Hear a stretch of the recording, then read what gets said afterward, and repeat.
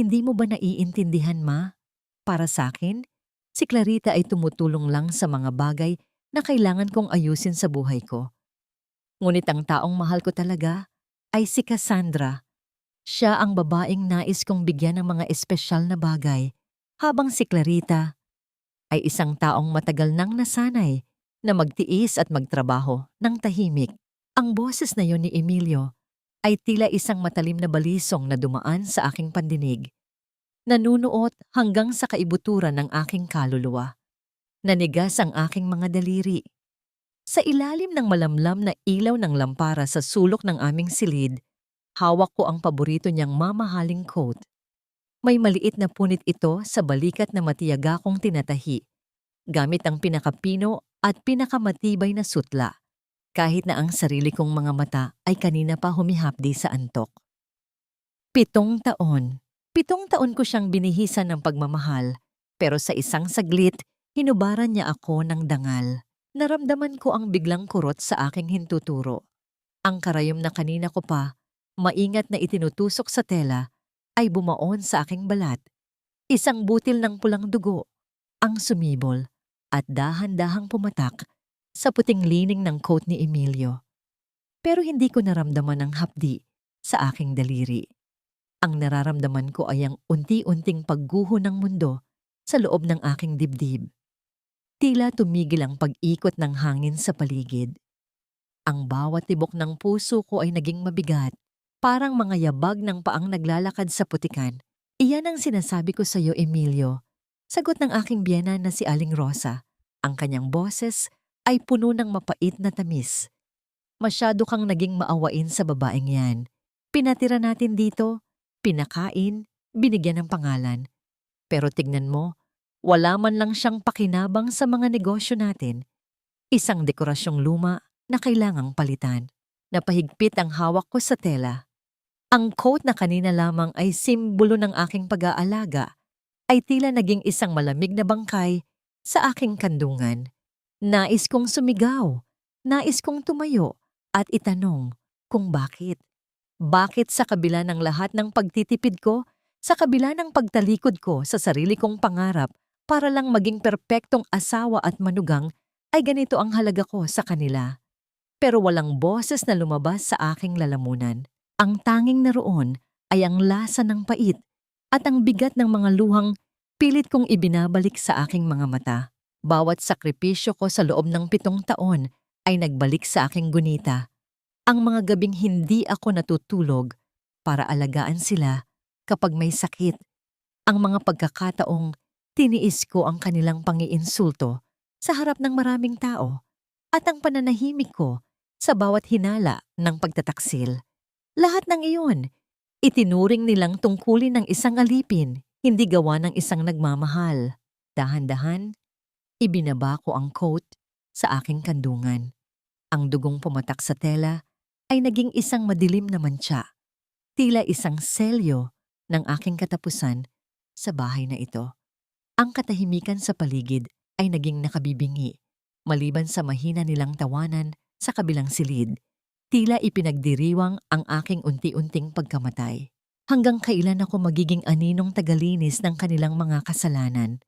Gaano pa karaming dugo ang kailangang pumatak mula sa aking puso bago ko mapagtanto na ang bahay na itinuring kong kanlungan ay isa palang magarang bilangguan?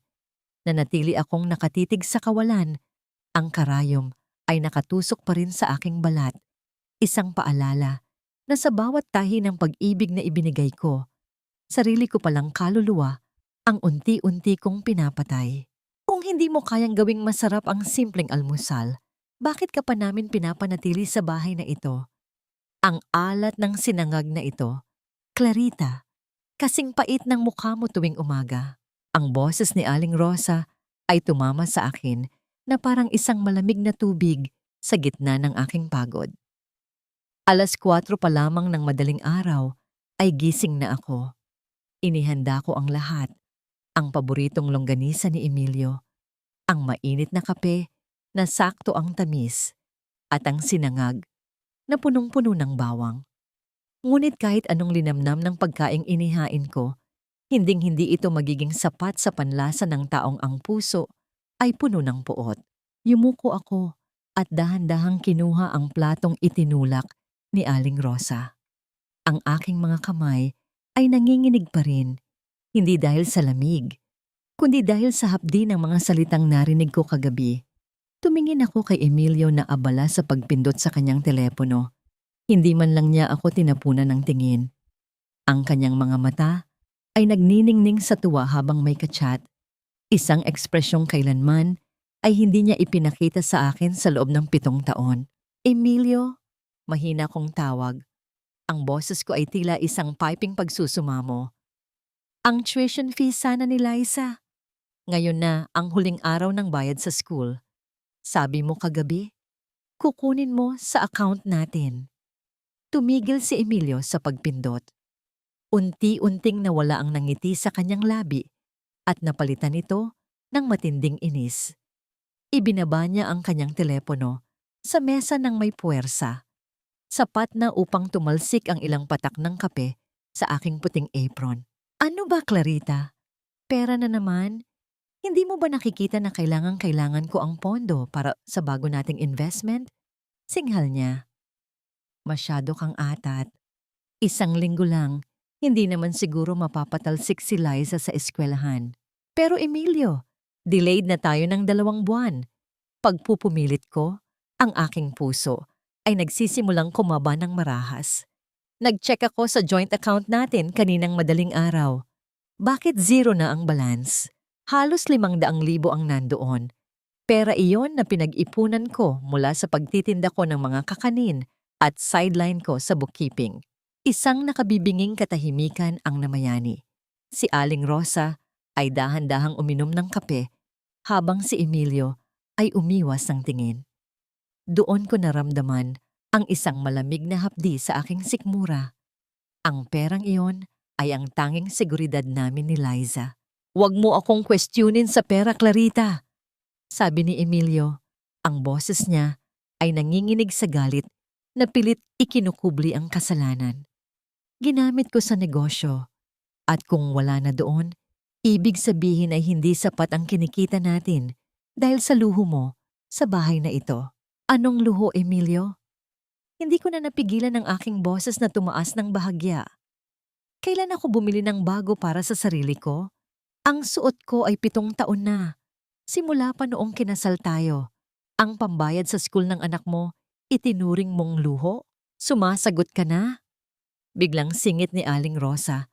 Ang kanyang daliri na may suot na gintong singsing ay itinuro niya sa aking mukha. Tandaan mo ang utang na loob mo sa amin. Kung hindi dahil sa pamilya Santos, nasa kalsada ka pa rin at namamalimos ng pag-ibig. Isang walang kwentang asawa, hindi man lang mabigyan ng anak na lalaki ang asawa niya, tapos magrereklamo ka tungkol sa pera. Tinalikuran ko sila dahil hindi ko na kayang pigilan ang mga luhang gustong kumawala. Bitbit ang maruming pinggan, naglakad ako patungo sa kusina. Ang bawat hakbang ko ay parang paglakad sa mga bubog. Ngunit bago ko pa maibaba ang mga plato, ang aking mata ay nahagip ang basurahan sa ilalim ng lababo. Doon, sa ibabaw ng mga tira-tirang pagkain, ay may mga piraso ng papel na ginupit-gupit. Mga maliliit na hibla ng asul na papel na pamilyar sa aking mga mata bilang isang accountant. Dahan-dahan kong kinuha ang isang piraso. Hindi ito dokumento ng investment. Ito ay isang resibo mula sa isang sikat na jewelry store sa Makati. Isang resibo para sa isang solitaire diamond ring na nagkakahalaga ng halos 400,000 piso. Ang petsa ng pagkabili kahapon. Ang araw kung kailan sinabi ni Emilio na kailangan niyang mag-overtime para sa kinabukasan namin. Napahawak ako sa gilid ng lababo upang hindi matumba. Ang aking paningin ay nagdidilim at ang hangin sa aking baga ay tila nauubos. Hindi lang pala ako tinatraidor sa puso. Pinapatay na rin nila ako sa gutom at kawalan.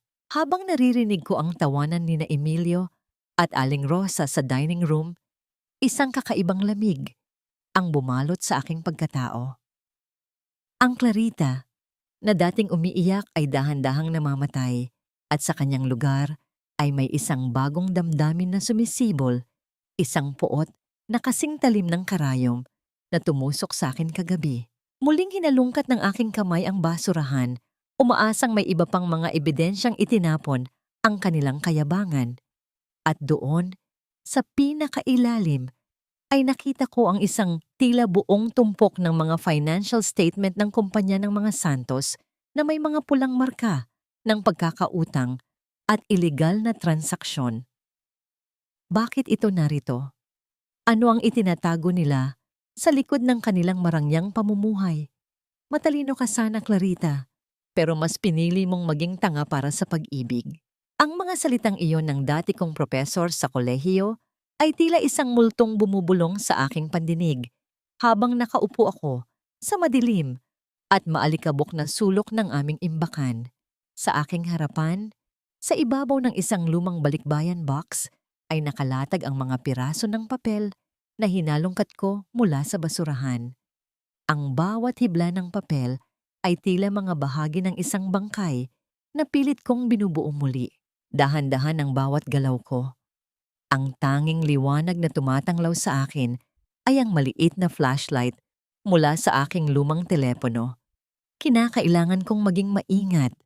Ang bawat tunog ng pag-ikot ng tape o ang pagkaluskos ng papel ay tila isang dambuhalang ingay sa katahimikan ng gabi.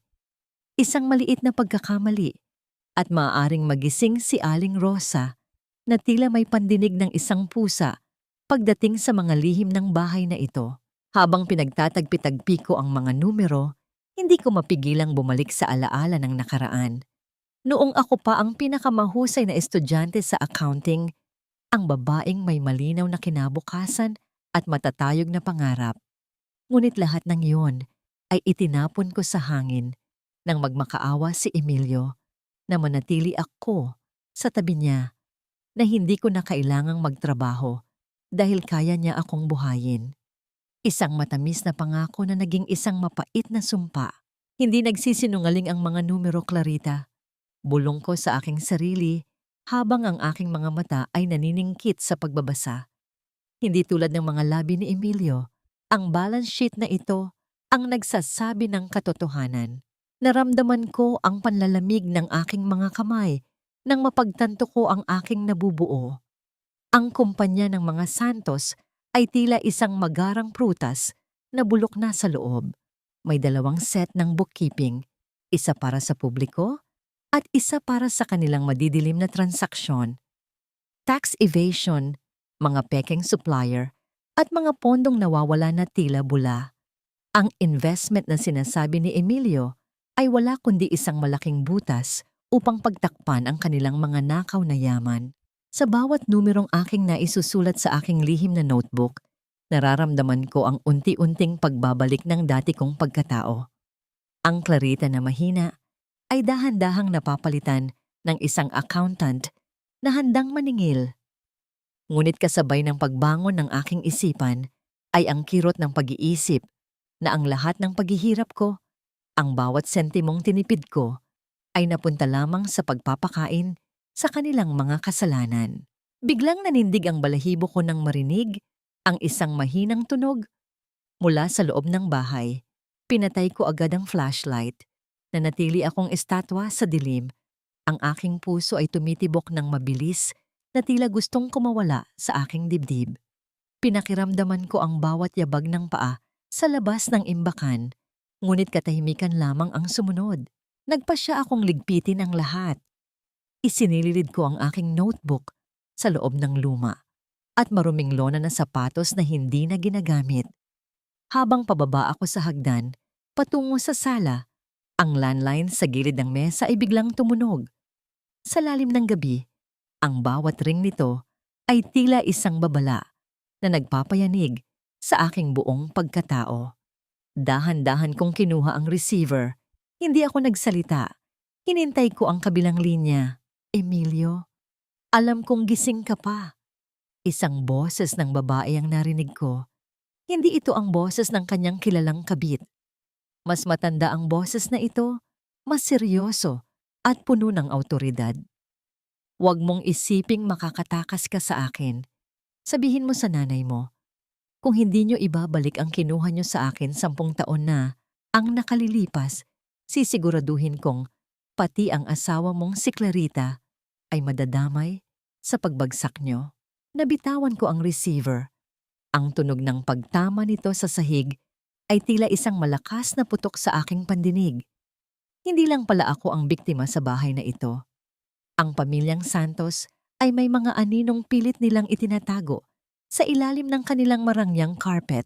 Mga aninong ngayon ay nagsisimula ng lumabas upang maningil. Sino ang babaeng ito? At anong kinuha ni na Aling Rosa sa kanya na maaaring maging susi sa aking kalayaan o sa aking tuluyang pagkawasak? Hindi ka dapat nagseselos sa kanya, Cassandra. Si Clarita ay parang isang lumang sapatos. Ginagamit ko lang para hindi ako madumihan habang naglalakad patungo sa'yo. Siya ang tagalinis, tagaluto, at tagaalaga ng anak ko para lahat ng oras ko ay maibigay ko sa reyna ng buhay ko. Ang bawat salitang iyon ni Emilio ay tila mga tipak ng yelo na bumabagsak sa aking hubad na balat. Nakatayo ako sa labas ng isang mamahaling restaurant sa Makati. Basang-basa sa ilalim ng biglang buhos ng ulan. Ang aking lumang cardigan na kupas na ang kulay ay tila naging isang mabigat na pasanin habang sumasipsip ito ng tubig. Ngunit mas mabigat ang nararamdaman ko sa aking dibdib habang nakatingin ako sa malaking glass window ng establishmento. Sa loob, sa ilalim ng mga nagniningning na chandelier, ay si Emilio. Mukhang napakagwapo niya sa kanyang bagong suit. Ang suit na pilit kong tinahi kagabi sa kabila ng hapdi ng aking mga mata. At sa harap niya ay isang babaeng tila hinulog mula sa langit. Ang ganda. Suot ang isang pulang damit na kasing tingkad ng apoy. Nakita ko ang pagkuha ni Emilio ng isang maliit na pelos na kahon mula sa kanyang bulsa. Iyon na yon. Ang singsing na ang resibo ay nahanap ko sa basurahan. Nang buksan niya ang kahon, tila lalong dumilim ang langit sa labas. Ang kinang ng brilyante ay sapat na upang bulagin ang aking natitirang pag-asa. Habang isinusuot niya ang singsing sa daliri ng babae, naramdaman ko ang marahas na pagpiga sa aking puso. Isang hapdi na hindi kayang pawiin ng kahit anong gamot. Wala akong payong. Hinayaan ko ang bawat patak ng ulan na humalo sa aking mga luha. Umaasang kahit paano ay mahugasan nito ang dumi na nararamdaman ko sa aking pagkatao. 7 taon akong nagtiis sa gutom, nag-ipon ng bawat sentimo para sa kinabukasan ng aming anak, habang siya ay naglulustay ng kayamanan para sa isang panandaliang ligaya. Clarita, Diyos ko, anong ginagawa mo rito sa dilim at ulan? Isang mainit na presensya ang naramdaman ko sa aking tabi, kasabay ng paghinto ng ulan sa aking ulunan. Nang lumingon ako, nakita ko si Tita Baby, ang matandang dalaga na aming kapitbahay na laging tinitingnan ng masama ni Aling Rosa. Hawak niya ang isang malaking payong at ang kanyang mga mata ay puno ng pag-aalala. Hindi ako nakapagsalita. Itinuro ko lamang ang nasa loob ng restaurant gamit ang aking nanginginig na daliri. Nakita ni Tita Baby ang eksena, ang paghalik ni Emilio sa kamay ng babae, ang kanilang masayang tawanan at ang kawalang hiyaan ng aking asawa. Tama na, iha. Huwag mong hayaang lunurin ka ng ulan at ng kanilang kasalanan. Mahinang sabi ni Tita Baby habang inaalalayan ako. Ang luhang pumapatak sa ulan ay hindi nakikita ng tao, pero nakikita ng langit. Halika na, bago ka pa magkasakit. Ngunit bago pa man kami makahakbang palayo, bumukas ang pinto ng restaurant. Lumabas si Emilio at ang babae. Magkayakap at masayang nagkukwentuhan tungkol sa kanilang planong bakasyon sa Boracay gamit ang perang alam kong para sana sa tuition ni Liza. Tumigil ang mundo ko nang lumingon si Emilio sa aming direksyon.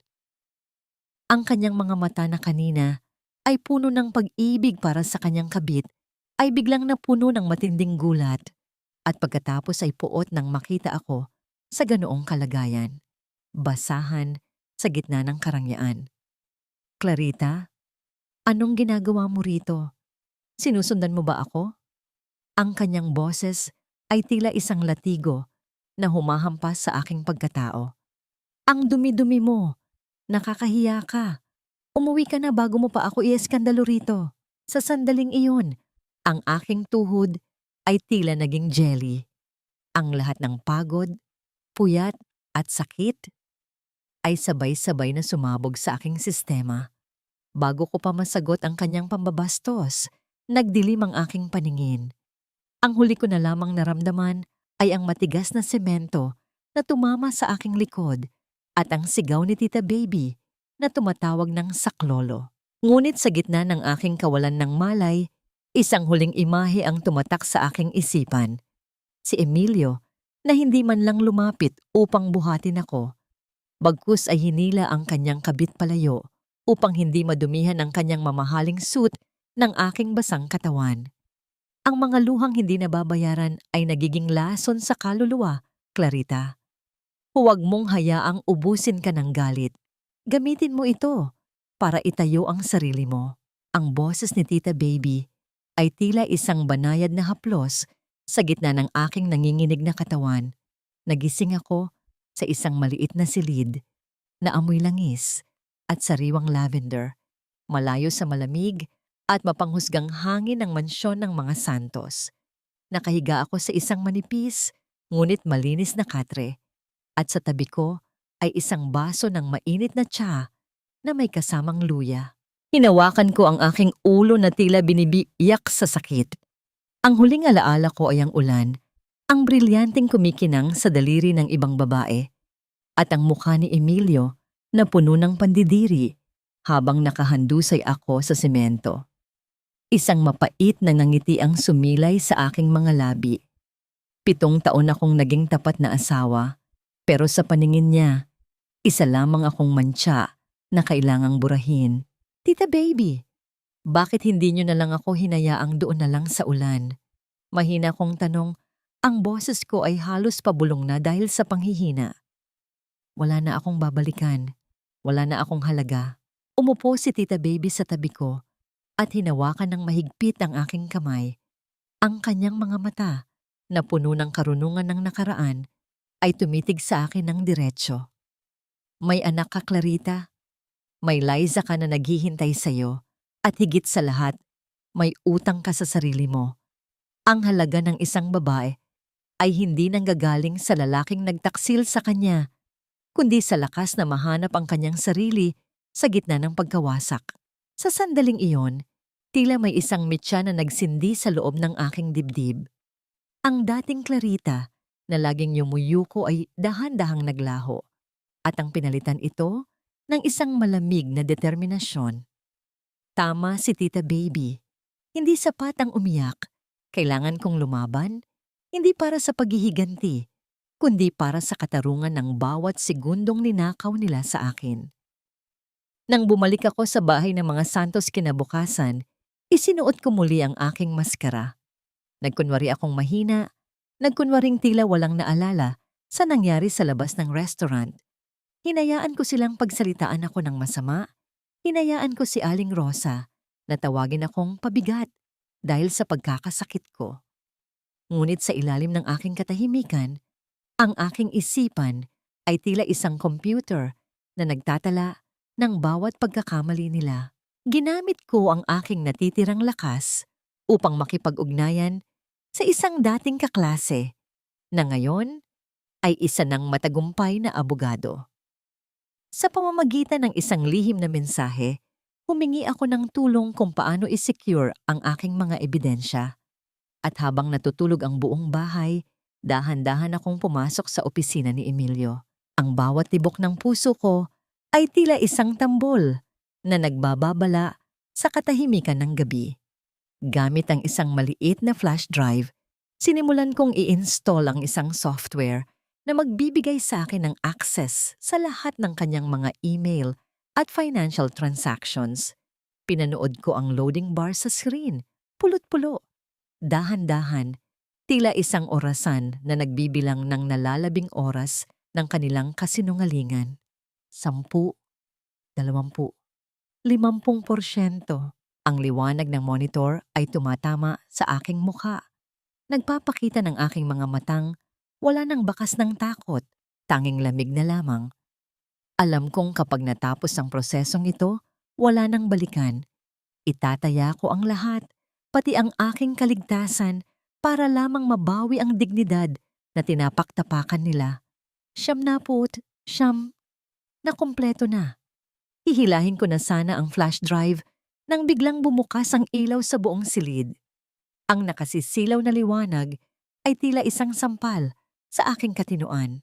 Clarita, anong ginagawa mo sa harap ng computer ni Emilio sa ganitong oras?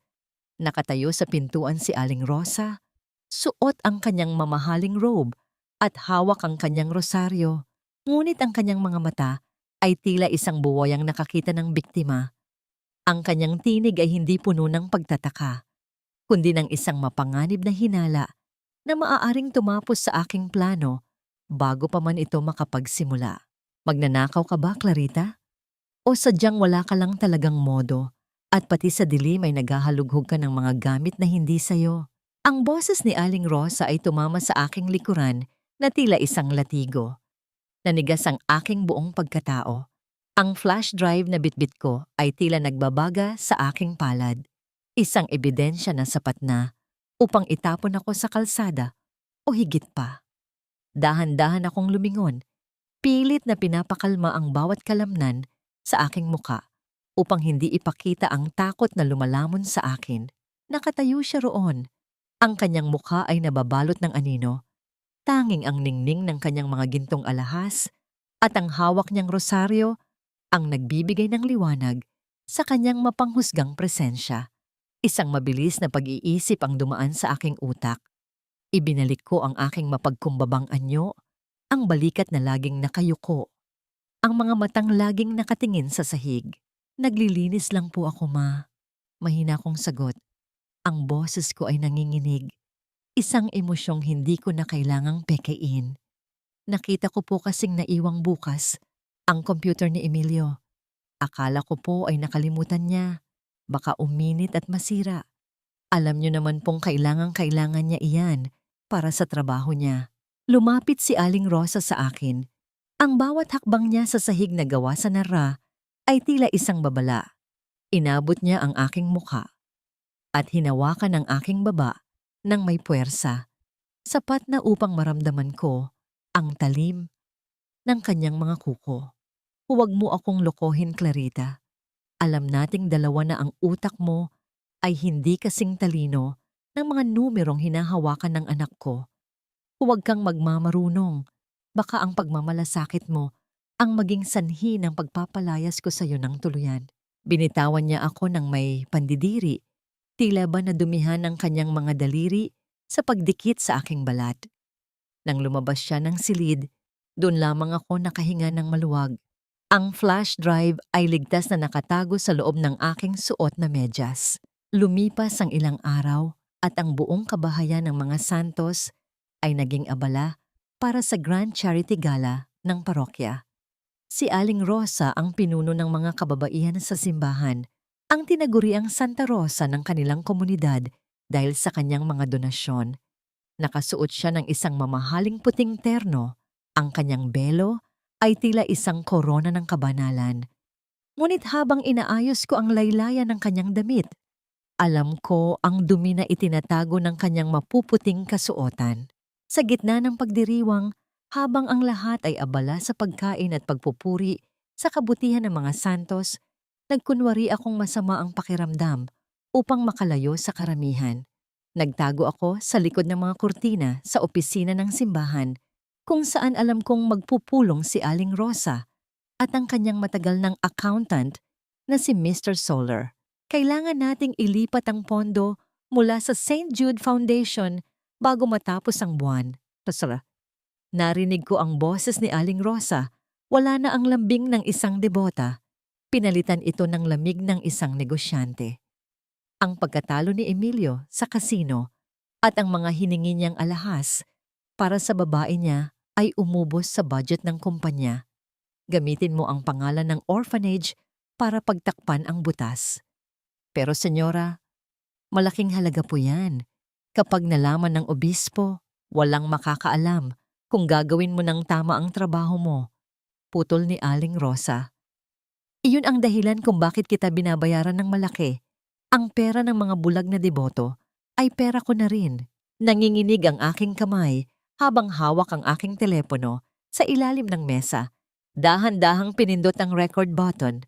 Ang bawat salita ng kanilang pagtatraydor sa tiwala ng mga tao ay malinaw na naitatala. Ito na ang huling piraso ng puzzle. Hindi lang pala pamilya ko ang sinisira nila, kundi pati ang mga taong umaasa sa kanilang tulong. Ngunit sa aking pagmamadali na lumabas, hindi ko napansin ang isang vase na nasa gilid. Sa isang maliit na pagkakamali, ang vase ay bahagyang gumalaw at lumikha ng isang mahinang tunog sa semento. Sino yan? Ang sigaw ni Aling Rosa ay puno ng panganib. Mabilis akong tumakbo palabas sa kabilang pinto. Ang aking puso ay tila sasabog na sa kaba. Nakihalubilo ako sa mga bisita, pilit na pinapakalma ang aking paghinga. Nang magtama ang paningin namin ni Aling Rosa sa gitna ng hall, nakita ko ang isang kakaibang ningning sa kanyang mga mata. Isang hinala na hindi na basta-basta mawawala. Sa sandaling iyon, alam kong ang digmaan ay hindi na lamang lihim. Ang bawat ngiti namin sa isa't isa ay isa ng lason. At habang tinitingnan ko ang aking telepono na naglalaman ng kanilang lihim, isang tanong ang pumasok sa aking isipan. Handa na ba akong harapin ang bagyo kapag ang lahat ng ito ay isiniwalat ko na? At sino ang babaeng tumatawag na nabanggit sa telepono noong nakaraang gabi? Nakita ko ang pangalan ni Sofia sa isa sa mga dokumentong nailipat ko. Si Sofia, ang babaeng tila kinatatakutan ni Aling Rosa higit sa sinuman.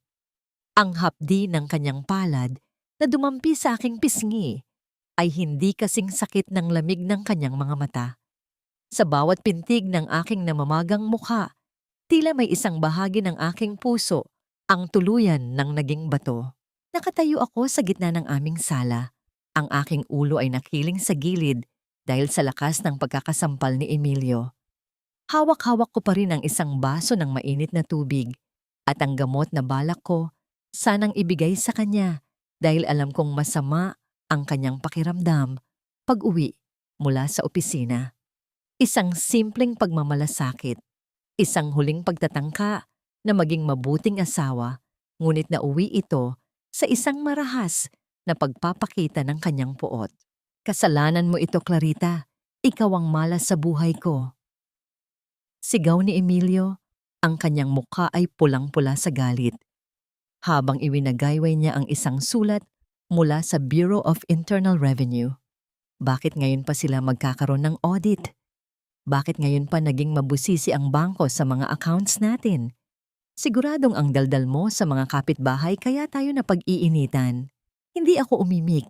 Hinayaan ko ang bot ng kape na tumulo mula sa aking pisngi patungo sa aking damit. Ang bawat salita niya ay tila mga bala na tumatama sa isang pader na wala nang nararamdaman. Tumingin ako kay Aling Rosa na nakaupo sa kanyang paboritong silya, kampanteng nag-ayos ng kanyang kuko habang pinapanood ang aking pagdurusa. Hayaan mo na, Emilio. Alam mo namang ganyan talaga ang mga babaeng walang pinag-aralan at walang alam kundi ang maglinis ng bahay. Sabi ni Aling Rosa nang hindi man lang tumitingin sa akin. Ang galit ng lalaki ay parang bagyo, Clarita. Dapat ay marunong kang yumuko at tumahimik. Ang isang sampal ay maliit na bagay kumpara sa kahihiyang ibinibigay mo sa amin dahil sa kamalasan mo. Isang mairing na tawa ang muntik nang kumawala sa aking mga labi.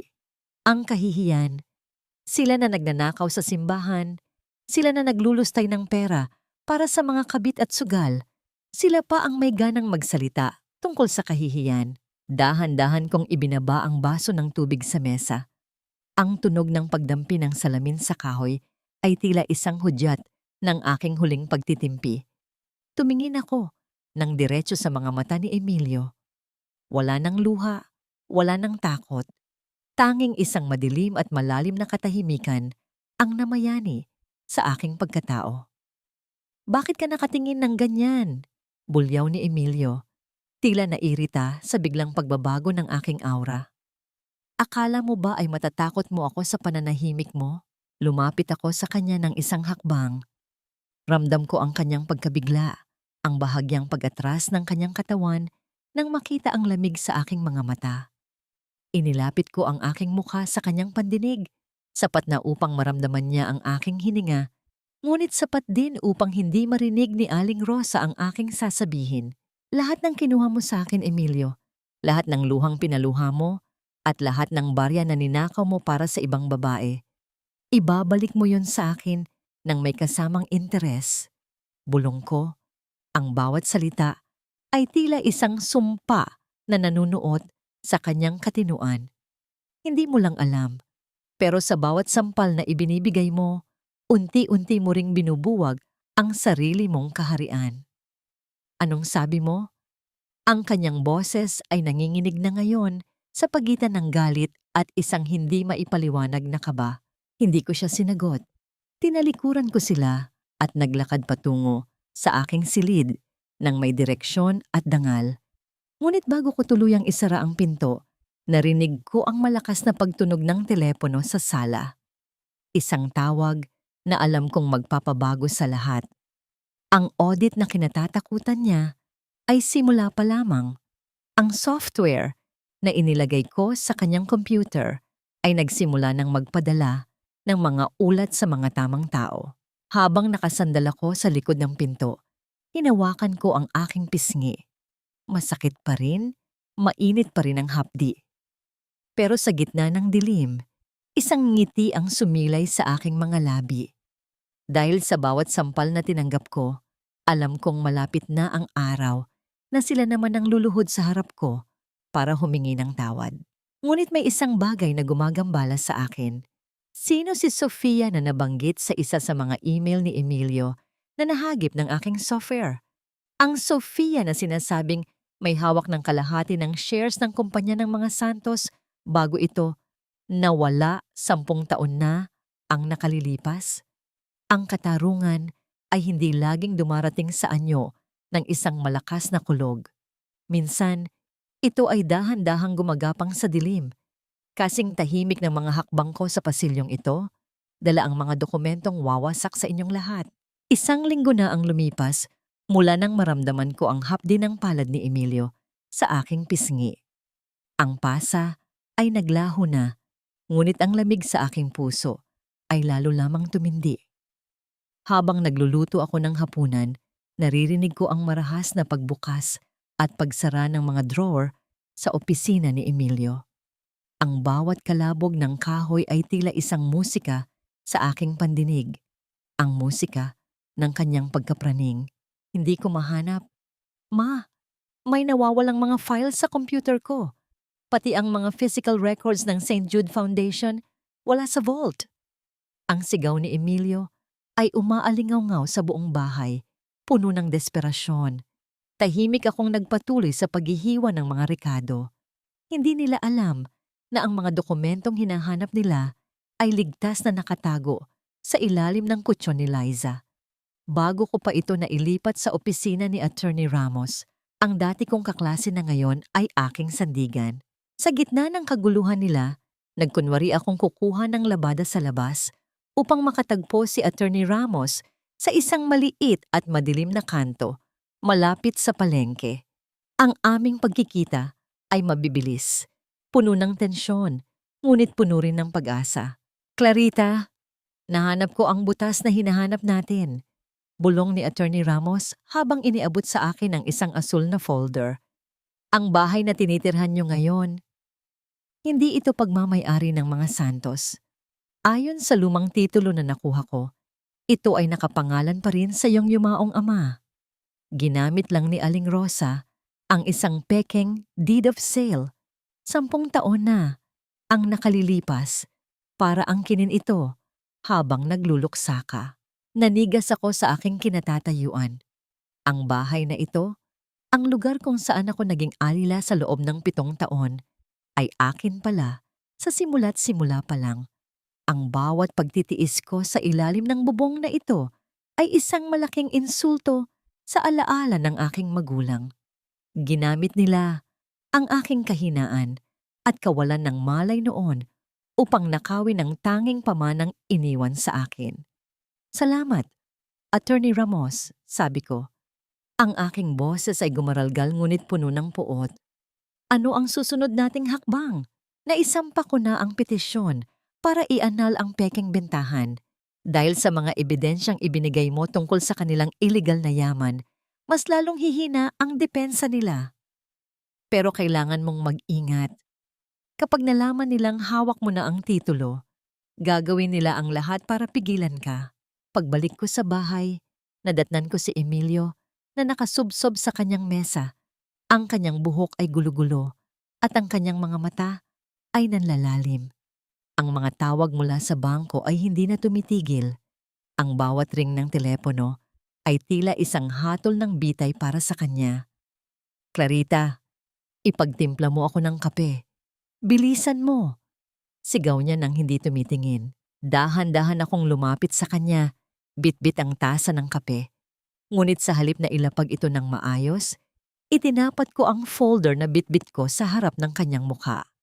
Hindi ang folder mula kay Attorney Ramos, kundi ang formal na sulat mula sa Bureau of Internal Revenue na nag-uutos ng isang full-blown investigation sa kanyang kumpanya at mga personal na bank accounts. Ano ito? Nanginginig ang boses ni Emilio habang binabasa ang sulat. Bakit may investigasyon para sa money laundering? Clarita, anong ibig sabihin nito? Tumingin ako sa kanya nang may isang maliit at misteryosong ngiti. Ang kape na hawak ko ay dahan-dahang umuusok, tila ang bagyong malapit nang sumabog sa loob ng bahay na ito. Ibig sabihin niyan, Emilio, nagsisimula na ang paniningil ng tadhana. Mahina akong sagot. Bago pa siya makasagot, may isang malakas at sunod-sunod na pagkatok sa aming malaking pintuan. Ang tunog ng pagtama ng kamao sa kahoy ay tila isang babala na hindi na maaring iwasan. Nagkatinginan sina Emilio at Aling Rosa, ang kanilang mga mukha ay biglang nawalan ng kulay. Sino ang nasa pinto? Ang mga otoridad na ba? O ang misteryosong si Sofia na muling nagbabalik para kunin ang sa kanya? Ang bawat hakbang patungo sa pintuan ay tila paglalakad sa gitna ng isang nagbabagang apoy. Ngunit sa pagkakataong ito, hindi na ako ang masusunog. Ako na ang magiging ulan na papatay sa inyong kasinungalingan. Binuksan ko ang pinto nang may dahan-dahan at marangal na kilos. Inaasahan ko ang mga otoridad o marahil ay ang mga tauhan ng bangko. Ngunit ang bumungad sa akin ay isang babaeng tila nawalan ng sarili, si Cassandra.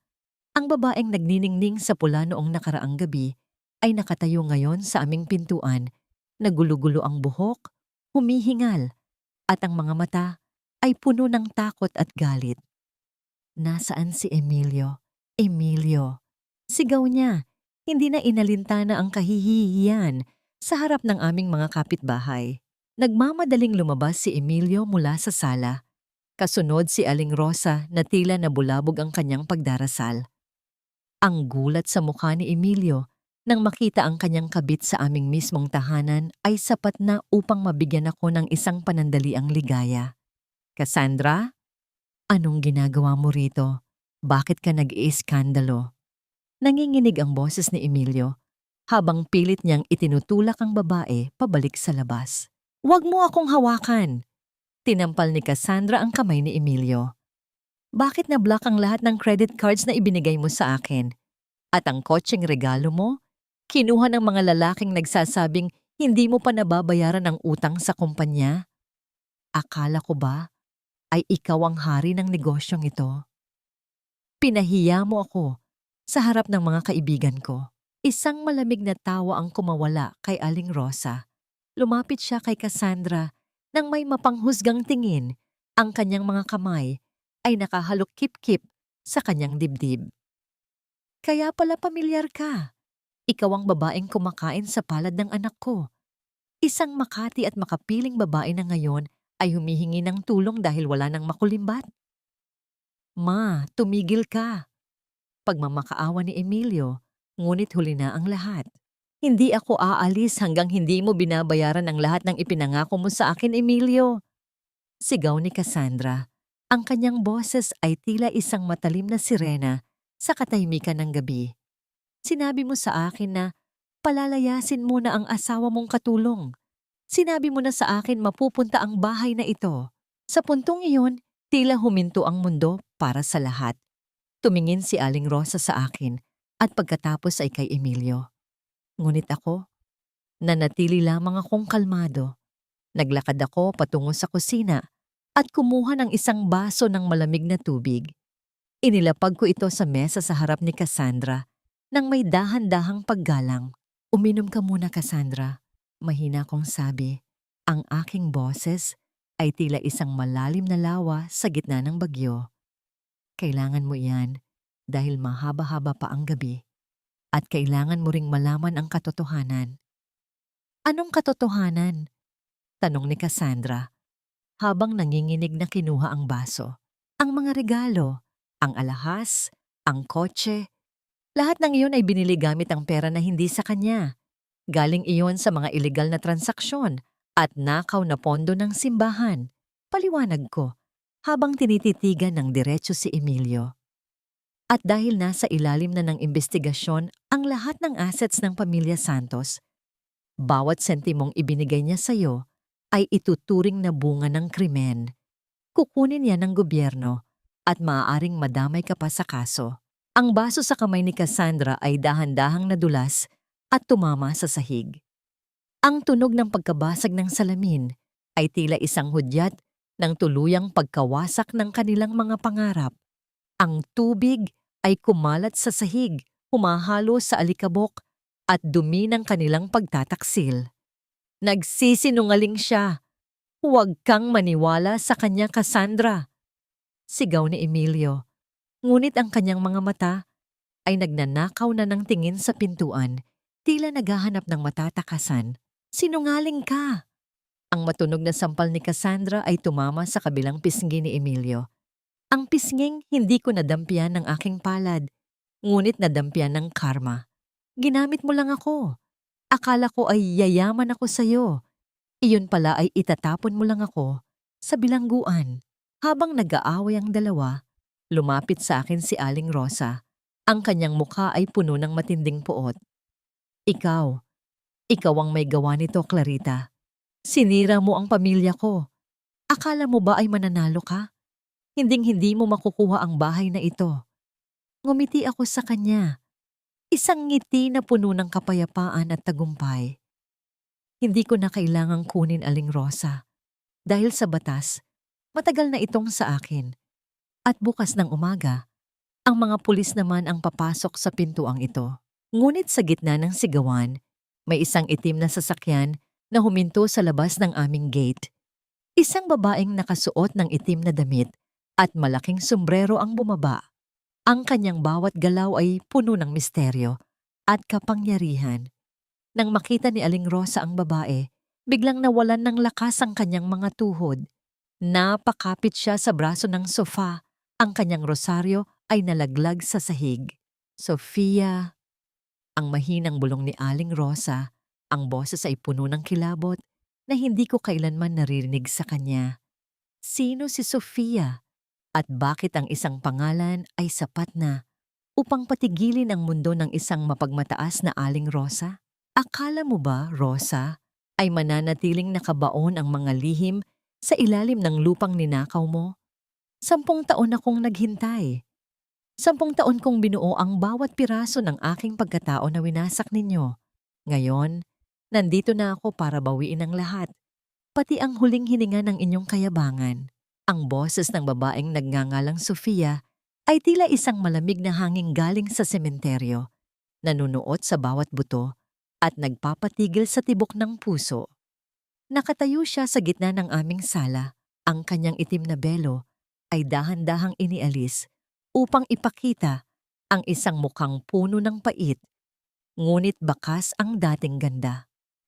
Ang kanyang presensya ay tila isang dambuhalang anino na lumamon sa ilaw ng aming tahanan. Napaatras si Aling Rosa Ang kanyang mga kamay ay pilit na hinahanap ang sandigan ng sofa. Ang kanyang rosaryo na kanina ay hawak ng mahigpit ay tuluyan ng nalaglag at gumulong sa ilalim ng mesa. Tila isang simbolo ng kanyang naputol na koneksyon sa langit.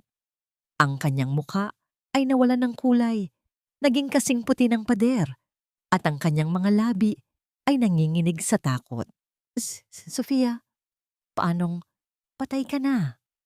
Ang nauutal na sambit ni Aling Rosa, ang kanyang boses ay halos hindi na lumalabas sa kanyang lalamunan.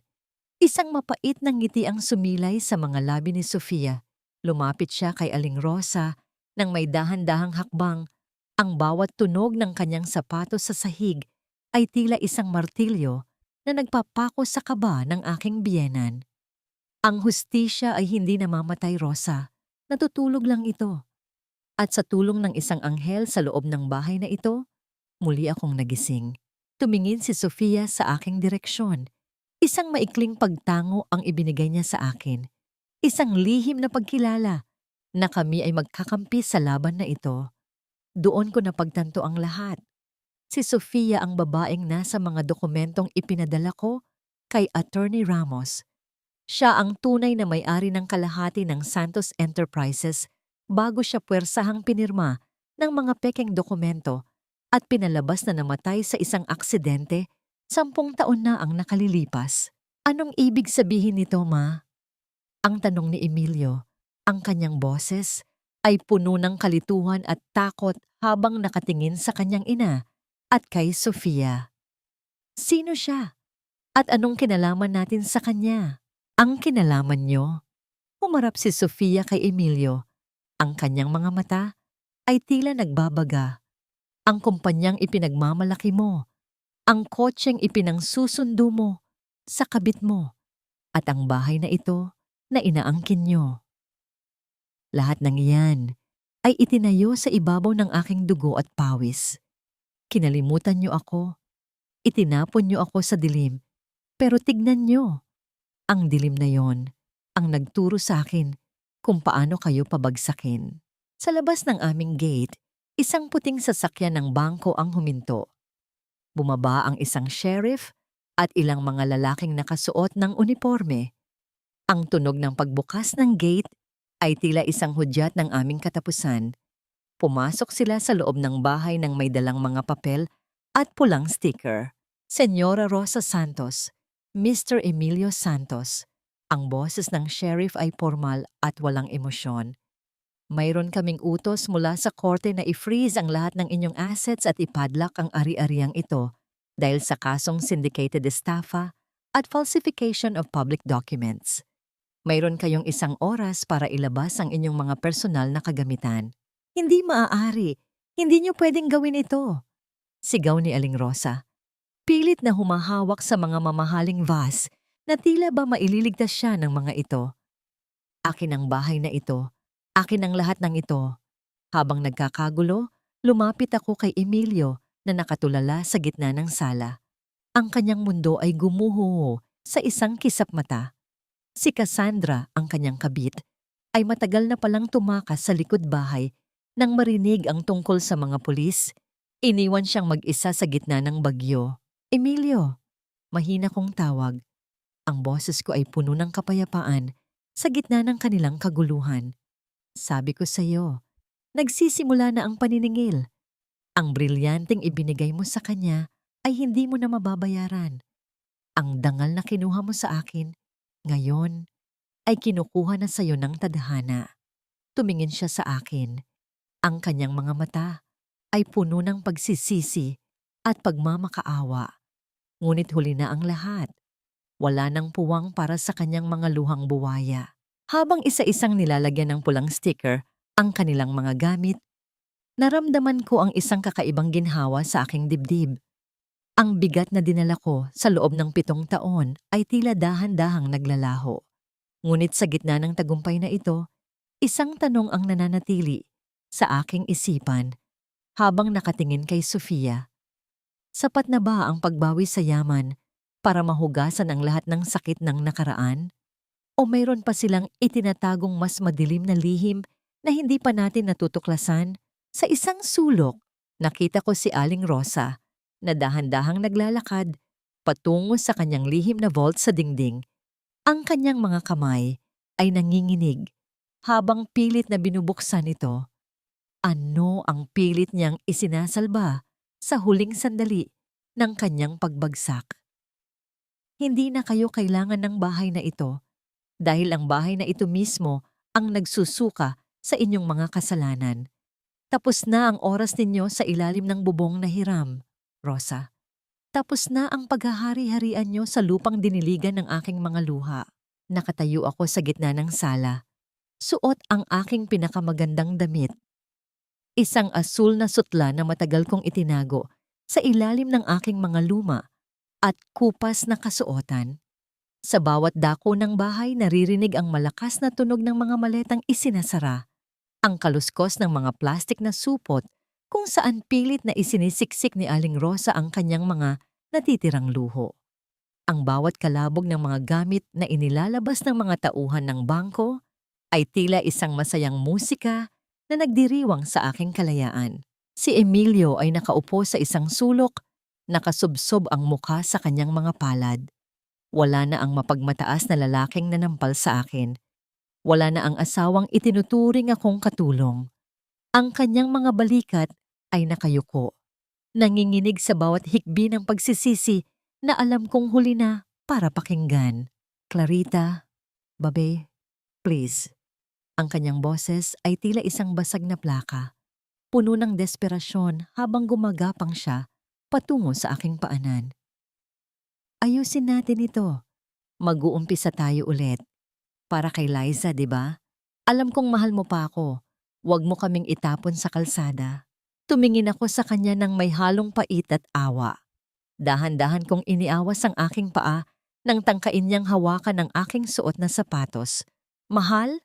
Emilio, ang pag-ibig ko sa'yo ay matagal mo nang pinatay sa bawat gabi na iniwan mo kaming mag-ina para sa ibang babae. Sa bawat sentimong kinuha mo sa edukasyon ng anak mo para lang ibili ng brilyante ang kabit mo. Huwag mong gamitin ang pangalan ni Liza para iligtas ang sarili mo mula sa kahirapan. Lumapit si Sofia sa akin. Bit-bit ang isang makapal na folder. Ang kanyang presensya ay tila isang reyna na muling nabawi ang kanyang korona. Inabot niya sa akin ang mga dokumento sa harap ni na Emilio at Aling Rosa na ngayon ay nakatingin sa amin ng may nanlalaking mga mata. Ito ang lahat ng papeles, Clarita. Ang boses ni Sofia ay puno ng awtoridad. Ang titulo ng lupa sa pangalan ng tatay mo, ang annulment ng pekeng deed of sale, at ang paglilipat ng lahat ng shares ng Santos Enterprises na nakuha natin pabalik sa atin. Ikaw na ang may-ari ng lahat ng ito ngayon. Isang matinis na tili ang kumawala kay Aling Rosa. Sumugod siya sa akin. Ang kanyang mga kuko ay tila mga kuko ng agila na gustong manakit. Ngunit mabilis siyang hinarangan ng mga sheriff. Magnanakaw. Ikaw ang nagnakaw sa amin. Walang hiya ka, Clarita. Pinatira kita rito pinakain, tapos ito ang isasagot mo sa akin? Ngumiti ako sa kanya. Isang ngiting hindi naabot ng galit, kundi ng isang malalim na katarungan. Pinatira niyo ako sa sarili kong bahay, Aling Rosa. Pinakain niyo ako gamit ang perang ninakaw niyo sa tatay ko at sa mga deboto ng simbahan. Sino ang tunay na magnanakaw? Ang taong bumabawi sa kanyang pagmamay-ari o ang taong 10 taon na nanirahan sa isang kasinungalingan? Kinuha ko ang isang gintong susi mula sa aking bulsa at inilapag ito sa gitna ng hapagkainan, ang mesa, kung saan 7 taon akong nagsilbi sa kanila na parang alila. Sa tabi nito ay inilagay ko ang isang huli-huling dokumento. Ano yan? Tanong ni Emilio. Ang kanyang boses ay nanginginig. Iyan ang listahan ng bawat oras, bawat araw at bawat taon na nagsilbi ako rito ng walang bayad. Iyan ang invoice para sa dignidad na kinuha niyo sa akin. Paliwanag ko. Hindi ko na kayo kakasuhan ng personal na danyos dahil sapat na sa akin na makita kayong lumabas sa pintong iyan na walang dalang anuman kundi ang inyong mga kasalanan. Habang isa-isang inilalabas ang kanilang mga maleta, Naramdaman ko ang isang kakaibang katahimikan sa aking paligid. Ang bahay ay tila humihinga nang maluwag kasabay ko. Ngunit bago pa man sila tuluyang makatapak sa labas ng gate, isang itim na van ang huminto. Bumaba ang dalawang lalaking nakauniforme ng pulis. Emilio Santos at Rosa Santos? Tanong ng opisyal. Mayroon kaming warrant of arrest para sa inyo. Kasong large-scale estafa at money laundering. Nagsisigaw si Aling Rosa habang pinoposasan. Ang kanyang mga mamahaling alahas ay tila mga tanikala na nagpapabigat sa kanyang bawat galaw. Si Emilio ay tumingin sa akin sa huling pagkakataon. Ang kanyang mga mata ay puno ng dilim. Hindi pa ito tapos, Clarita. Sigaw niya habang isinasakay sa van. Nanatili akong nakatayo sa veranda. Pinapanood ang paglayo ng sasakyan na magdadala sa kanila sa katarungan. Ngunit sa aking pagtalikod upang pumasok sa loob, nakita ko si Tita Baby na nakatayo sa dulo ng pasilyo. Hawak ang isang luma at kupas na litrato. May kailangan kang malaman, Clarita. Sabi ni Tita Baby, ang kanyang boses ay puno ng isang bagong misteryo. Ang pagkamatay ng tatay mo 10 taon na ang nakalilipas. Hindi iyon aksidente. At ang ebidensya ay nasa loob ng vault na ito na hindi pa nabubuksan ni Rosa. Nanlamig ang aking buong katawan. May mas malalim pa palang dugo sa likod ng mga pader na ito. Huwag mong isiping sa pag-alis namin ay matatapos ang lahat, Clarita. Ang sumpang iniwan ko sa bahay na ito ay susunod sa iyo hanggang sa kabilang buhay. Ang mga huling salita ni Aling Rosa bago siya isakay sa sasakyan ng mga pulis ay tila isang malansang hangin na pilit na kumakapit sa aking balat. Nakatayo ako sa bukana ng aming malaking pinto. Pinapanood ang dahan-dahang paglayo ng mga pulang ilaw ng sasakyan ng awtoridad. Ang katahimikan na bumalot sa buong paligid ay hindi kapayapaan. Ito ay ang mabigat at nakabibinging tinig ng mga sikretong pilit na ibinaon sa loob ng 10 taon. Naramdaman ko ang pangangatog ng aking mga tuhod. Dahan-dahan akong napaupo sa hagdanang gawa sa nara, ang hagdanang 7 taon. Kung pinakintab, gamit ang aking pawis at luha, ang aking lalamunan ay tuyong-tuyo at ang bawat paghinga ko ay tila may kasamang alikabok ng nakaraan. Hinawakan ko ang aking dibdib, pilit na pinapakalma ang puso kong tila isang ibon na ngayon pa lamang nakalabas sa hawla pero hindi pa alam kung paano lumipad. Clarita, kailangan mong makita ito. Tawag ni Tita Baby mula sa itaas, sa silid na dating pagmamay-ari ni Aling Rosa. Dahan-dahan akong tumayo, bitbit ang bigat ng aking buong pagkatao. Pagpasok ko sa silid, nakita ko ang vault na nakatago sa likod ng isang painting ng birhen. Isang miyamiyang sining para sa isang babaeng may pusong demonyo. Ang vault ay nakabukas na at sa loob nito ay hindi mga alahas o pera ang nakita ko, kundi isang luma at naninilaw na notebook at ilang mga botelya ng gamot na walang label. Kinuha ko ang notebook. Ang sulat kamay sa loob ay pamilyar. Ito ang sulat ng aking ama. Sa huling mga pahina, ang mga letra ay tila nanginginig, hindi na pantay, at puno ng mga mantsa ng luha. Hindi ako may sakit. Ang basa ko sa isang bahagi. Nararamdaman ko ang unti-unting panlalabo ng aking paningin tuwing iniinom ko ang tsa na ibinibigay ni Rosa. Ang aking mga kamay ay hindi na sumusunod sa aking isipan. Clarita, anak, kung mababasa mo ito, huwag kang magtitiwala sa kanila. Ang kumpanya, ang bahay, lahat ng ito ay gusto nilang kunin sa pamamagitan ng aking dahan-dahang pagpanaw. Nanlamig ang aking buong pagkatao. Ang bawat salita ay tila isang karayom na muling tumutusok sa aking puso. 10 taon ko silang itinuring na pamilya. 10 taon akong nagsilbi sa mga taong pumatay sa aking ama sa pamamagitan ng dahan-dahang pagkalason. Ang galit na kanina ay malamig ay biglang nag-alab. Naging isang apoy na handang tumupok sa lahat ng natitirang alaala ng mga Santos sa bahay na ito. Biglang tumunog ang telepono sa loob ng silid. Sa gitna ng dilim, ang bawat ring nito ay tila isang panaghoy mula sa kailaliman. Kinuha ko ang receiver nang hindi nagsasalita. Clarita, tulungan mo ako. Ang boses ni Emilio ay gumaralgal mula sa kabilang linya. Wala na ang dating yabang. Tanging desperasyon na lamang ang natira. Binubugbog ako rito sa loob. Kailangan ko ng piyansa. Mahal, gagawin ko ang lahat. Ibibigay ko sa iyo ang lahat. Huwag mo lang akong hayaang mabulok dito. Si Mama.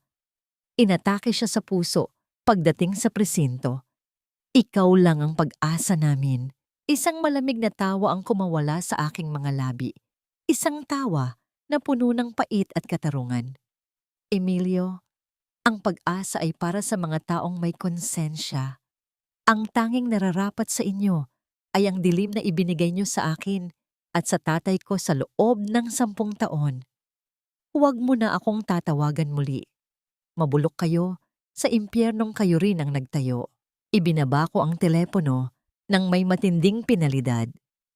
Tumingin ako sa salamin at nakita ko ang isang babaeng hindi ko nakilala. Ang Clarita na mahina ay wala na. Ang natitira ay isang babaeng may hawak ng katotohanan. Lumapit si Sofia sa akin at hinawakan ang aking balikat. Hindi pa tapos ang laban, Clarita. Ang mga dokumentong nahanap mo, ito ang magpapatunay na hindi lang estafa ang krimen nila. Ito ay murder. Ngunit kailangan nating mahanap ang doktor na nagbigay sa kanila ng mga gamot na ito. Siya ang huling saksi. Sa gitna ng aming pag-uusap, isang mahinang kaluskos ang narinig namin mula sa balkonahe. Isang anino ang mabilis na gumalaw sa labas ng bintana. May iba pa palang nakikinig. May iba pa palang nagbabantay sa bawat galaw namin. Sino ang taong iyon? At bakit tila may mas malaki pang kamay ang nagmamanipula sa likod ng pagbagsak ng mga santos? Ang laya ay hindi lamang ang paglabas sa rehas ng bilangguan, kundi ang pagtanggal sa mga tanikala ng nakaraan na nakagapos sa iyong puso. Sa unang pagkakataon, sa loob ng 7 taon, nagising ako na hindi ang boses ng panlalait ang narinig ko, kundi ang huni ng mga ibon sa labas ng aking bintana. Dahan-dahan akong bumangon mula sa aking higaan. Ang sikat ng araw ay tumatagos sa mga bagong kurtinang puti na pinalit ko sa madidilim na pelus ni Aling Rosa. Ang bawat sulok ng bahay na ito ay sumasailalim sa isang paglilinis, hindi lamang ng alikabok, kundi ng bawat bakas ng pamilya Santos. Ipinatapon ko na ang lahat ng kanilang mga gamit. Ipinasunog ang mga damit ni Emilio sa likod bahay at ang amoy ng insenso na ginagamit ng aking biyenan ay pinalitan ko ng sariwang bango ng mga bulaklak. "Mommy, look! I have a new ribbon for school!" Ang masayang boses ni Liza ay tila isang anghel na nagpapasigla sa aking pagkatao. Niyakap ko ang aking anak ng mahigpit. "Yes, baby. At simula ngayon, hindi na tayo magtatago sa dilim. Mag-aaral ka sa pinakamagandang eskwelahan at walang sino man ang kukuha ng iyong kinabukasan." Lumipas ang mga buwan at ang aking buhay ay tila isang muling nabubuhay na halaman sa gitna ng tagtuyot. Sa tulong ni Sofia at Attorney Ramos, naayos ko ang lahat ng legal na usapin. Ang Santos Enterprises ay tuluyan ng nabura at sa abo nito ay itinayo ko ang Reyes Financial Consulting. Gamit ang aking apelyido sa dalaga, ang pangalang ninakaw nila sa akin. Nakatayo ako ngayon sa harap ng aking bagong opisina sa gitna ng lungsod. Ang suot ko ay isang formal na puting blazer. Ang aking buhok ay maikli na at maayos. At ang aking mga mata ay nagniningning na sa tiwala sa sarili. Maraming mga kliyente ang lumalapit sa akin, lalo na ang mga kababaihang dumanas ng pang-aabuso sa pananalapi ng kanilang mga asawa. Ginawa kong misyon ang tulungan silang makabangon, gaya ng ginawa ko. "You look powerful, Clarita." Ang boses ni Tita Baby ay puno ng pagmamalaki habang iniaabot niya sa akin ang isang bouquet ng mga asul na rosas sa araw ng aking grand opening. Sabi ko sa'yo, ang brilyante ay nabubuo sa ilalim ng matinding pressure. At ngayon, ikaw na ang pinakamakinang nahiyas. Salamat, tita. Kung hindi dahil sa inyo, baka hanggang ngayon ay naglalaba pa rin ako ng mga kasinungalingan nila. Nakangiti kong sagot. Ngunit sa gitna ng pagdiriwang, habang masaya kaming nagtatawanan, napansin ko ang isang lalaking nakatayo sa dulo ng kalsada. Nakasuot siya ng itim na polo, matangkad, at may mga matang tila may malalim na kwento. Noong una ay hindi ko siya nakilala dahil sa lumipas na panahon, ngunit nang dahan-dahan siyang lumapit at ngumiti, tila huminto ang tibok ng aking puso. Gabriel, ang pabulong kong sambit. Si Gabriel, ang lalaking matagal nang nawala sa aking buhay. Ang aking kababata at unang pag-ibig na palaging naniniwala sa aking talino bago pa man dumating si Emilio at sirain ang aking mundo. Sinasabing lumipad siya patungong ibang bansa.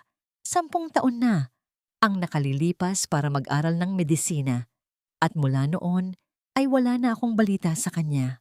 Clarita, balita ko ay naghahanap ka ng huling saksi para sa kaso ng tatay mo. Ang boses ni Gabriel ay malalim, kalmado, at may dalang kakaibang init na matagal ko nang hindi nararamdaman. Huwag kang mag-alala. Narito na ako at hindi ko nahahayaang saktan kanilang muli.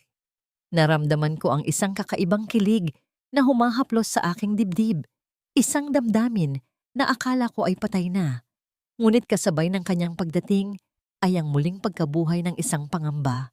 Paano niya nalaman ang tungkol sa kaso ng aking ama? At sapat ba ang kanyang pagbabalik upang tuluyang malutas ang misteryong bumabalot sa duguang kasaysayan ng bahay na ito?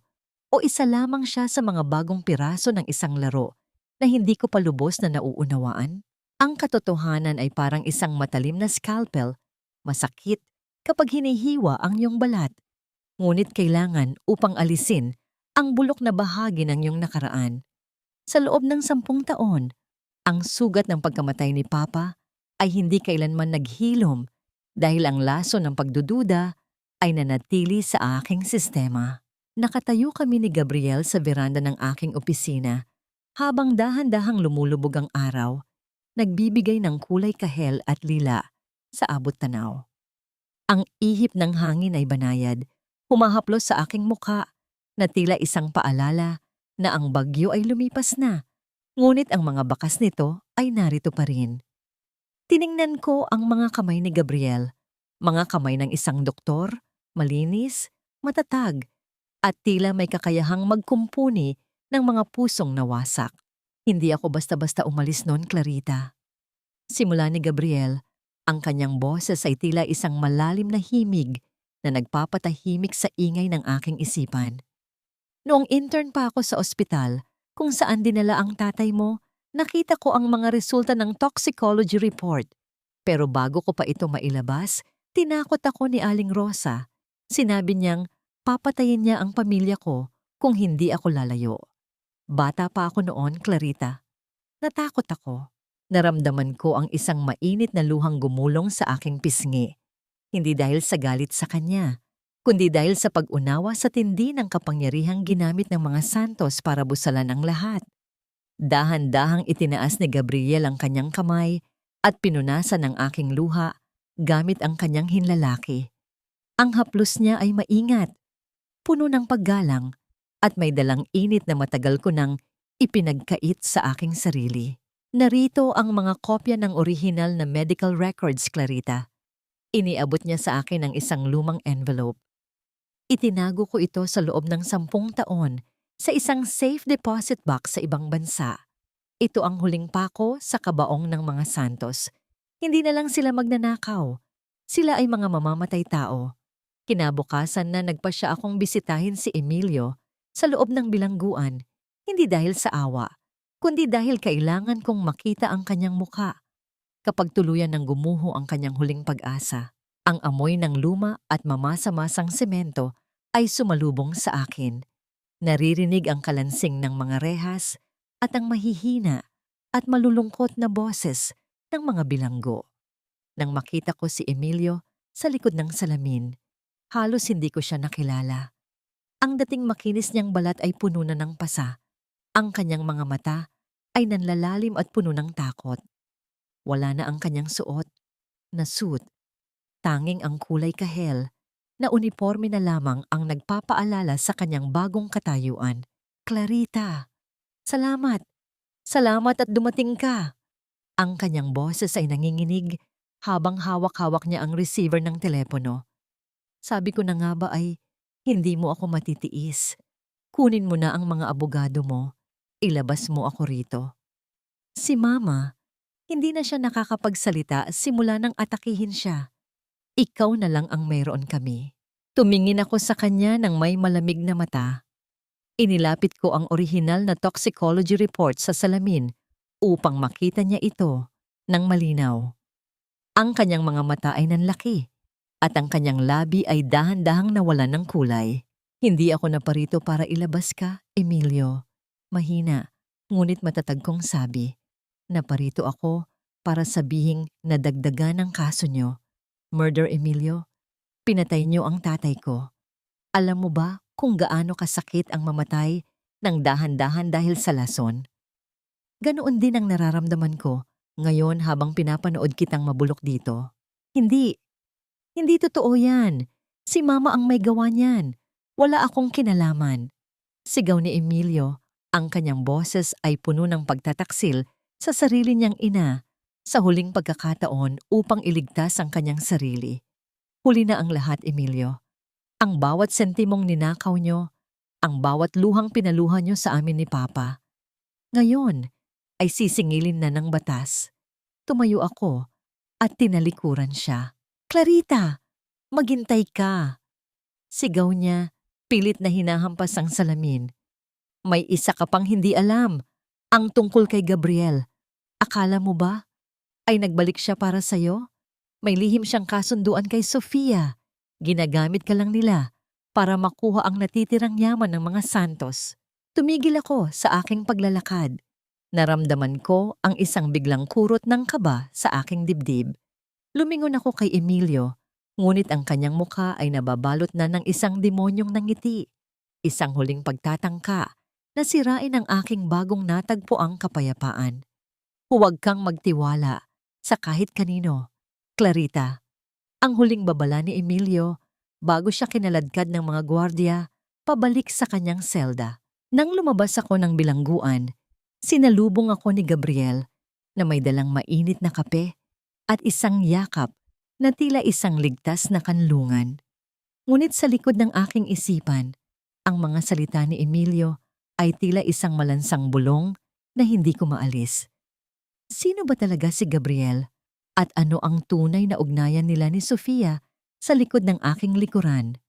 Ang aking paglaya ba ay simula lamang ng isang bagong laro kung saan ako muli ang biktima? Ang pinakamahirap na bahagi ng paglaya ay hindi ang paglabas sa madilim na silid, kundi ang pagtitiwalang muli sa mga kamay na pilit kang inaalalayan. Sa mundong puno ng pagkukunwari, ang katapatan ba ay isa ring maskara na dahan-dahang tatanggalin ng tadhana? Nakatayo ako sa gitna ng aking sala. Tinititigan ang refleksyon ni na Gabriel at Sofia sa malaking salamin ng aming tahanan. Ang mga salita ni Emilio sa bilangguan ay tila mga anay na dahan-dahang kumakain sa pundasyon ng aking bagong natagpuang katahimikan. Hawak ko ang baso ng tsa, ngunit ang init nito ay hindi sapat upang pawiin ang lamig na nanunuot sa aking mga daliri. Clarita, may malalim kang iniisip. Puna ni Gabriel, ang kanyang boses ay malambot, ngunit may bahid ng pag-aalala habang lumalapit siya sa akin. Magmula nang bumalik ka galing sa presinto, tila may pader na muling namamagitan sa atin. Humarap ako sa kanila. Ang aking mga mata ay diretsong tumitig sa mga mata ni Sofia. Sino ba talaga kayo sa buhay ko? Sinabi ni Emilio na may kasunduan kayo, na ginagamit niyo lang ako para makuha ang natitirang yaman ng mga Santos. Sofia, Gabriel, Sabihin niyo sa akin ang totoo bago ko tuluyang isara ang pintong ito para sa inyong dalawa. Isang mabigat na buntong hininga ang kumawala kay Sofia. Dahan-dahan siyang umupo at inilapag ang kanyang mga kamay sa mesa, mga kamay na marami ring pinagdaan ng hirap. Hindi nagsisinungaling si Emilio tungkol sa kasunduan, Clarita, pero nagsisinungaling siya tungkol sa dahilan. Gabriel and I met years ago sa ibang bansa. Pareho kaming biktima ng kasakiman ng mga Santos. Ang tatay ko ang unang partner ng biyenan mo na tinalo nila at pinatay sa sama ng loob. Gabriel was the young intern who witnessed how they manipulated your father's medical records. Hindi pera ang habol namin, Clarita. Dagdag ni Gabriel, ang kanyang boses ay nanginginig sa sinseridad. Ang katarungan para sa mga magulang natin ang nagbuklod sa amin. I chose to stay away before dahil wala akong lakas na labanan sila. Pero nang makita ko ang bawat balita tungkol sa paghihirap mo, hindi ko na kayang manahimik. Ang pagtulong ko sa'yo, iyon ang paraan ko para humingi ng tawad sa tatay mo at sa'yo. Naramdaman ko ang unti-unting pagluwag ng buhol sa aking dibdib. Ang katotohanan, kahit gaano kapait, ay mas masarap lasapin kaysa sa matamis na kasinungalingan. Nilapitan ko si Gabriel at sa unang pagkakataon, hinayaan ko ang aking sarili na sumandal sa kanyang balikat. Walang salita. Tanging ang tunog ng aming marahang paghinga sa loob ng tahimik na silid ang nagpapatunay na ang pagtitiwala ay muling nabubuo. Lumipas ang mga araw at dumating ang huling paghuhukom. Sa loob ng punong-punong silid ng korte, naririnig ang bawat bulungan ng mga tao na tila mga bubuyog na naghihintay ng hatol. Nakaupo ako sa unahan, katabi si Attorney Ramos at Gabriel. Nang pumasok sina Emilio at Aling Rosa na nakapuso, ang buong korte ay binalot ng isang nakabibinging katahimikan. Sa ilalim ng mga ebidensyang iniharap, kabilang ang testimonya ng mga saksi at ang orihinal na medical reports. Ang boses ng hukom ay matatag at puno ng awtoridad. Hinahatulan ng korte sina Rosa Santos at Emilio Santos ng guilty sa kasong murder at syndicated estafa. Kayo ay selyadong makukulong ng habambuhay nang walang pagkakataon para sa parol. Isang malakas na hikbi ang kumawala kay Aling Rosa bago siya tuluyang nawalan ng malay sa sahig. Si Emilio naman ay nakatitig lamang sa kawalan. Ang kanyang mga mata ay wala ng buhay. Tila isang bangkay na naglalakad. Habang inilalabas sila ng mga pulis, nagtama ang aming paningin ni Emilio. Ngunit sa pagkakataong ito, wala na akong naramdamang galit. Tanging isang malalim na pagpapatawad sa aking sarili dahil hinayaan ko ang aking pusong maging malaya. Paglabas ko ng korte, sinalubong ako ng mainit na sikat ng araw. Ang bawat sinag nito ay tila isang haplos ng aking yumaong ama. Bumubulong na tapos na ang laban. Naramdaman ko ang maliliit na kamay ni Liza na yumayakap sa aking binti. "Mommy, are we going home now?" Tanong niya nang may malaking ngiti. "Yes, anak. We are going home, sa isang totoong tahanan." Sagot ko habang hinahawakan ang kamay ni Gabriel sa aking kaliwa at si Liza sa aking kanan. Naglakad kami palayo sa gusali ng korte. Ang bawat hakbang ay puno ng bigat ng nakaraan, ngunit may gaan ng kinabukasan. Ang mga tanikala ay tuluyan ng naputol. Ngunit sa aking paglingon sa huling pagkakataon, nakita ko si Sofia na nakatayo sa malayo. May hawak na isang itim na sobre at isang misteryosong ngiti. Sino ang susunod na haharap sa katarungan ni Sofia? At ang kapayapaan ba na nahanap ko ay simula lamang ng isang mas malaking responsibilidad na dapat kong gampanan. Ang huling pahina ng aking dusa ay natapos na. Pero ang unang kabanata ng aking tunay na buhay ay ngayon pa lamang isusulat ng tadhana. 5 taon ang mabilis na lumipas, na tila ba isang mahabang panaginip na dahan-dahang naglaho sa pagsikat ng umaga. Sa ilalim ng malaking puno ng nara sa bakuran ng aming tahanan, ang tahanang muli kong nabawi at binihisan ng pagmamahal. Nakaupo ako habang pinapanood. Ang pagsasayaw ng mga dahon sa ihip ng hangin. Wala na ang amoy ng luma at madidilim na sikreto. Ang tanging nalalasap ko ngayon ay ang bango ng mga sariwang bulaklak at ang malinis na hanging dala ng aking kalayaan. Ang dati kong buhay bilang Clarita na isang alipin sa sariling pamamahay ay tila isang malabong anino na lamang. Ang Reyes Financial Consulting ay naging isang kanlungan para sa mga kababaihang tulad ko noon, mga pusong sugatan na naghahanap ng lakas upang muling tumayo. Sa bawat babaeng natutulungan kong bawiin ang kanilang dangal at yaman, nararamdaman ko ang unti-unting paghilom ng sarili kong mga sugat. Minsan, nakatatanggap pa rin ako ng mga balita mula sa bilangguan. Si Aling Rosa ay nananatiling mahina at mag-isa. Ang kanyang mapagmataas na tinig ay napalitan na ng mga piping pagsisisi sa loob ng 4 na sulok ng kanyang selda. Si Emilio naman ay naging isang anino ng nakaraan, isang lalaking nabaon sa limot matapos niyang piliing itapon ang tunay na kayamanan para sa isang panandaliang kinang. Hindi ko na sila kinakamuhian. Ang galit ay isang mabigat na pasanin na matagal ko nang ibinaba sa tabing daan upang mas mabilis akong makahakbang patungo sa aking kinabukasan. Mommy, look! I finished my painting. Ang masayang sigaw ni Liza habang tumatakbo patungo sa akin. Bit-bit ang isang papel na puno ng makukulay na guhit ng isang pamilyang magkakasama sa ilalim ng araw. Niyakap ko siya ng mahigpit at sa kanyang likuran, nakita ko si Gabriel na naglalakad patungo sa amin. Hawak niya ang 2 baso ng malamig na katas ng prutas at ang kanyang mga mata ay nagniningning pa rin sa parehong sinseridad na nagligtas sa akin noong panahong ako ay lugmok. Iniisip mo na naman ba ang nakaraan, Clarita? Mahinang tanong ni Gabriel habang umuupo siya sa aking tabi. Hinawakan niya ang aking kamay. Ang kanyang palad ay mainit at matatag. Isang tahimik na pangako na hindi na niya ako hahayaang maglakad ng mag-isa sa dilim. Hindi na, Gabriel. Nakangiti kong sagot habang isinasandal ang aking ulo sa kanyang balikat. Iniisip ko lang kung gaano kaganda ang paglalakbay na ito, kahit na kailangan kong dumaan sa matitinding tinik para lang marating ang paraisong ito. Ang pagpapatawad ay hindi para sa kanila, kundi para sa akin, para sa kapayapaan ng aking kaluluwa. Tumingala ako sa langit at tila nakita ko ang nakangiting mukha ng aking ama sa pagitan ng mga ulap. Ang katarungan ay nakamit na at ang bawat patak ng luha ko noon ay naging mga hiyas na nagpapatatag sa aking pagkatao ngayon.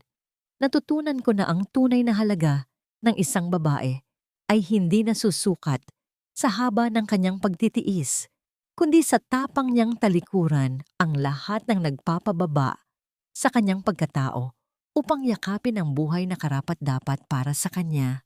Tapos na ang dusa. Ang kwento ng aking pagkagapos ay nauwi na sa isang malaya at masayang himig. At habang lumulubog ang araw sa abot tanaw, alam kong bukas ay may panibagong liwanag na magdadala ng mas marami pang pag-asa at pag-ibig.